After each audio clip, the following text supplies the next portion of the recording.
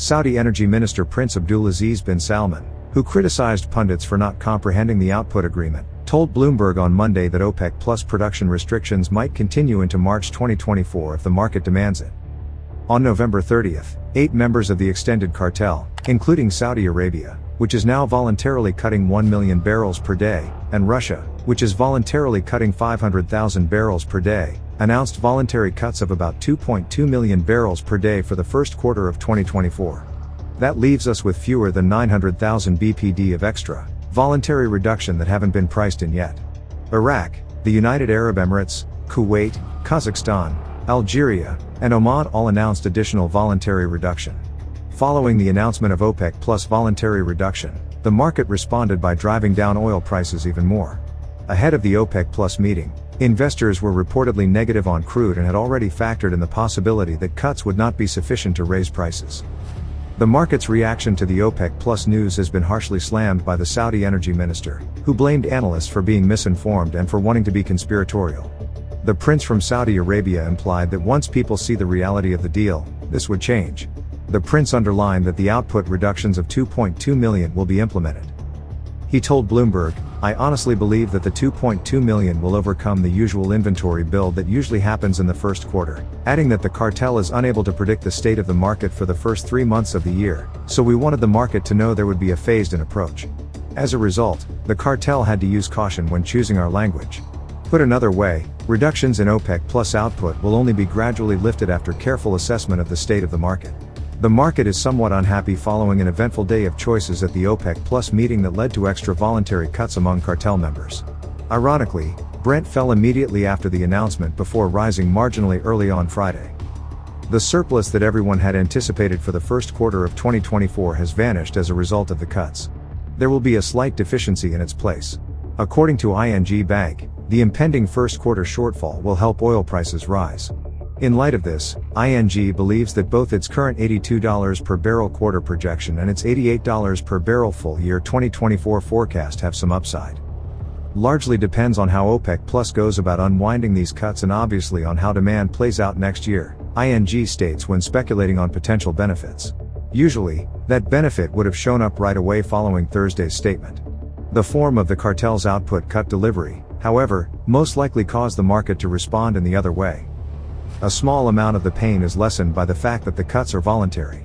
These voluntary cuts imply that members are finding it more challenging to reach a consensus on OPEC Plus cuts, ING reports. It will therefore get harder for the group to react if more action is required in the future. Due to a 4-day delay caused by African cartel members negotiating higher quota objectives, the meeting got off to a rough start. The Saudis have been bearing the brunt of the recent cuts. Since everything is choice, the ultimate decision to reduce output further lost significance once the situation was finally resolved. Stated differently, it appears that the essence of a cartel has been lost, and in its place is a kind of gentleman's agreement that might or might not affect markets. The markets were not receiving any guidance, if any was, at this time. African countries, especially Angola and Nigeria, have been running at reduced capacity lately, so they were reluctant to see their production quotas further lowered. Angola saw its quota decrease to 1.1 million BPD, while Nigeria saw its quota increase to 1.5 million BPD. But Angola has said that it will not adhere to the quota, further eroding the cartel's power. The reduction would have had a much bigger impact on oil prices if they had been approved by all OPEC Plus members. Rather, a long leash was provided to each of the 8 members, allowing them to make this decision in a non-binding way. The less than 900,000 BPD that are scheduled to be voluntarily removed from the market in the first quarter may not even occur as of right now. Those barrels will just be reinserted into the flow if the markets are robust. In a concise assessment of the developing situation, the New York Times noted that U.S. production accounted for an astounding 80% of the increase in global oil supply this year and described OPEC as losing power in the oil market at a time when oil is losing power with cost-wary and climate-conscious consumers. The actual essence of the cartel's ability to influence markets is exposed by the OPEC Plus summit on Thursday. The Cato Institute stated in a lengthy paper that OPEC as a whole is only about politics and not real oil fundamentals, around a month before the meeting on Thursday. With evidence indicating that the attention paid to OPEC is mostly about political benefits to both OPEC members and Western leaders, it's a handy tool for political leverage. Stated differently, it is not a real ability to control the oil market. The Cato Institute points out that OPEC members see oil production as an international bargaining chip. It thus gains some legitimacy from this perception of influence on the West.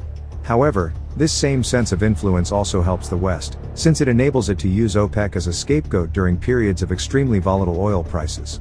This theory validates the New York Times observation that the United States has provided the majority of the extra oil supply this year. Additionally, it refutes the assumptions underlying the campaign for OPEC, no oil producing and exporting cartels, which saw a bipartisan group of U.S. senators propose legislation in March. If approved, it would repeal sovereign immunity, which shields OPEC Plus members from legal action related to price conspiracy, under U.S. antitrust law. September saw a record-breaking amount of crude oil produced in the United States, further straining the OPEC Plus group whose goal is to maintain oil prices over $80 per barrel through market stability. The lackluster OPEC Plus meeting held last week demonstrated that disagreements exist within the organization on production quotas and greater cuts. Russia, the head of OPEC Plus, which is made up of allies outside of OPEC, promised to further reduce its supply to 500,000 barrels per day, BPD, from 300,000 BPD.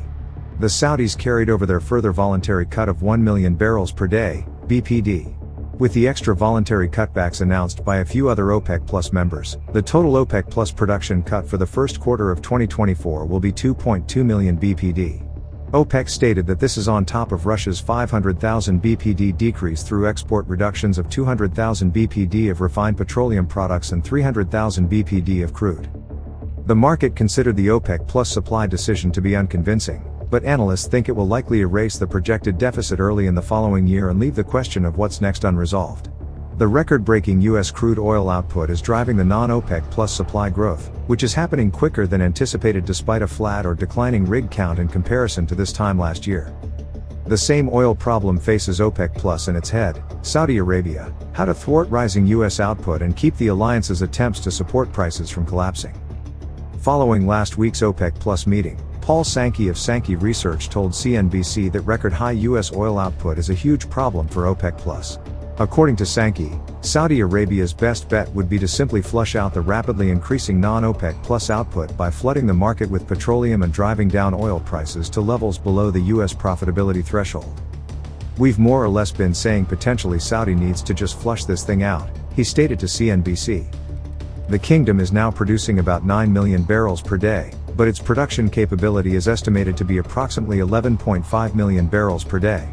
Thus, if it so chose, Saudi Arabia could increase its oil production by almost 2.5 million barrels per day in less than 6 months, according to Sankey.